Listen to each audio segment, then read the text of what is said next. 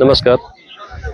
આશાભાઈ રબારી, પ્રમુખ શ્રી માગપટ વિસ્તાર ઊંટ ઉછેરક માલધારી સહકારી મંડળી અને કચ્છ જિલ્લા ઊંટ ઉછેરક માલધારી સંગઠનના કારોબારી સભ્ય તરીકે 22મી જૂન એટલે વિશ્વ ઊંટ દિવસ, એના ભાગરૂપે આજે વિશ્વ ઊંટ દિવસની ઉજવણી તથા અમારી વાર્ષિક સાધારણ સભા નિમિત્તે આજે કચ્છના સાંસદશ્રી, ધારાસભ્યશ્રી, ડેરીના ચેરમેનશ્રી તથા અમારા સમસ્ત કારોબારી સભ્યો તથા જે આ ઊંટ ઉછેરક માલધારી સંગઠનમાં 360થી પણ ઉપર જે પશુપાલકો જોડાયેલા છે એ તમામ સર્વે અહીં પધાર્યા હતા.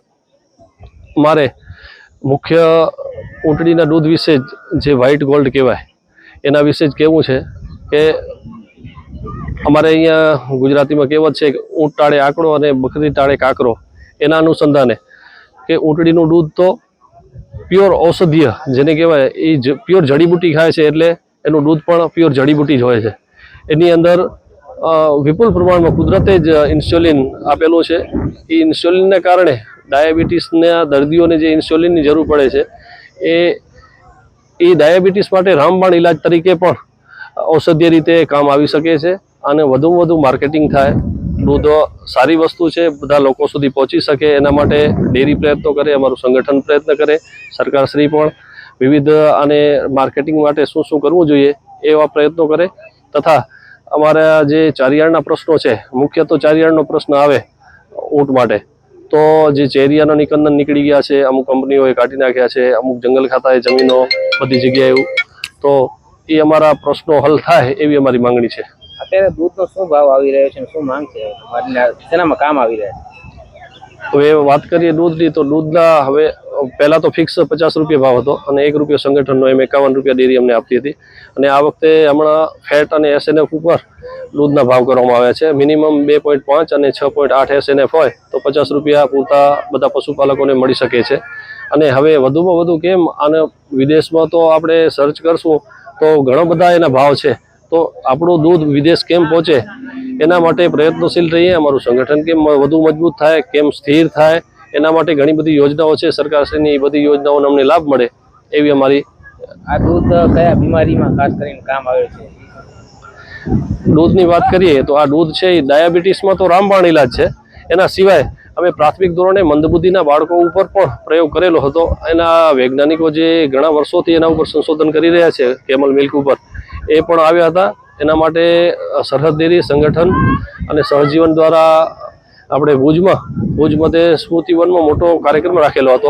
તેમાં તજજ્ઞોએ ઊંટડીના દૂધના કેટલા બધા ફાયદાઓ છે અને એનું પ્રમાણ તો આપણા શાસ્ત્રોમાં પણ કરેલું છે.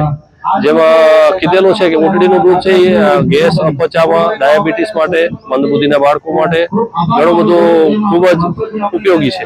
મારું નામ આશાભાઈ રામાભાઈ રબારી, કચ્છ ઉછેરમાં ઊંટ માલધારી સંગઠનનો પ્રમુખ. અને આજે વિશ્વ ઊંટ દિવસની અમે દર વર્ષ ઉજવણી કરી છે. આ વખતે અહીંયા બ્રડ માતાજીના સાનિધ્યમાં અહીંયા વિશ્વ ઊંટ દિવસની ઉજવણીનો કાર્યક્રમ રાખ્યો છે. અમારી વચ્ચે આજે કચ્છ મોરબી સાંસદ વિનોદભાઈ હતા, ધારાસભ્ય શ્રી ત્રિકમ સાગા સાહેબ હતા, વલમજીભાઈ સાહેબ હતા, અનેક મહેમાનો, જિલ્લા પંચાયતના પ્રમુખ શ્રી જનકસિંહભાઈ હતા.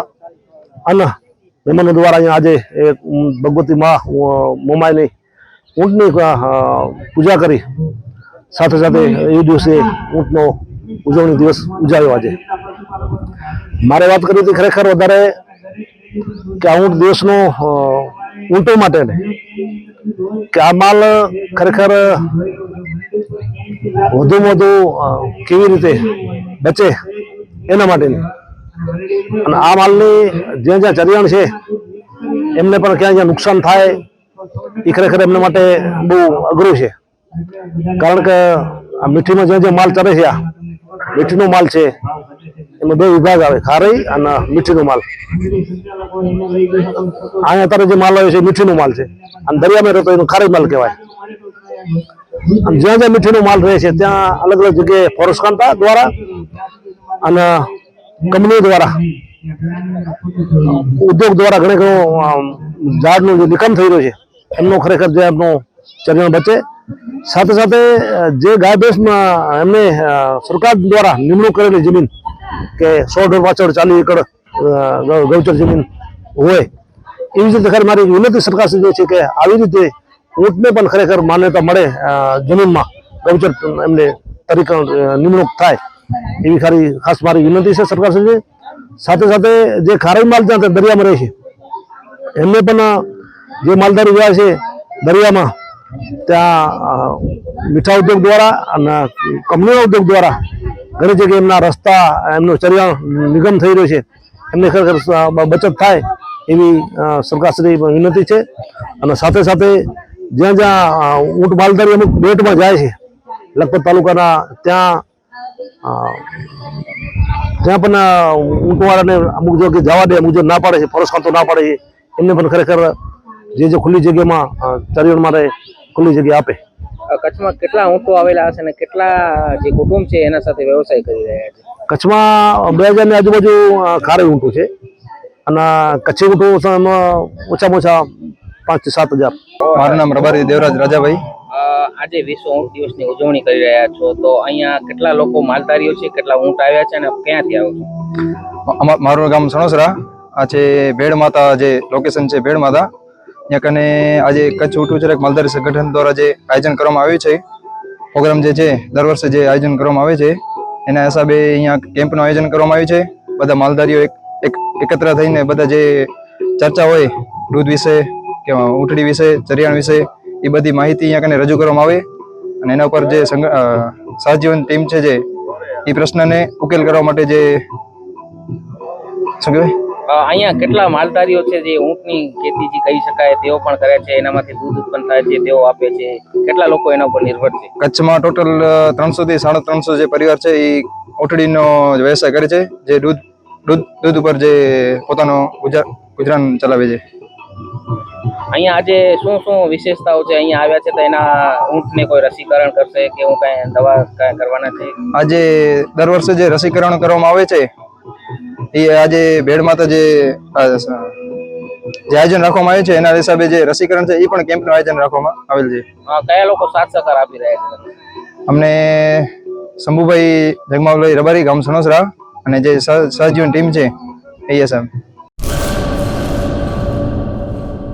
આર્ય કન્યા ગુરુકુળ પોરબંદર 90 એકરમાં ફેલાયેલો વિશાળ ધોરણ 5 થી લઈને 12 સુધીનું ઉચ્ચ ગુણવત્તાયુક્ત શિક્ષણ પ્રદાન કરતું ગુરુકુળ.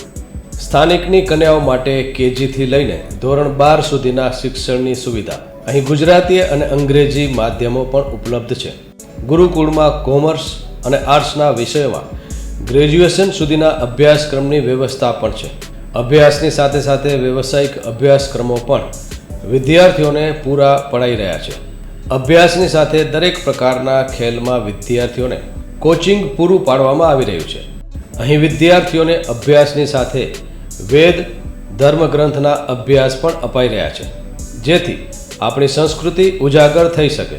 ગુરુકુળમાં અત્યાધુનિક ઢબે શિક્ષણ અપાઈ રહ્યું છે, જેથી છાત્રાઓ સમય સાથે તાલ મિલાવી શકે. અભ્યાસની સાથે સાથે સારા સંસ્કારોનું સિંચન કરવું તે ગુરુકુળની વિશિષ્ટતા છે, પરંપરા છે. આર્ય કન્યા ગુરુકુળ પોરબંદરમાં આપની દીકરીઓના એડમિશન માટે આજે જ સંપર્ક કરો 8258 0 30 30 3 8258 0 40 40 4.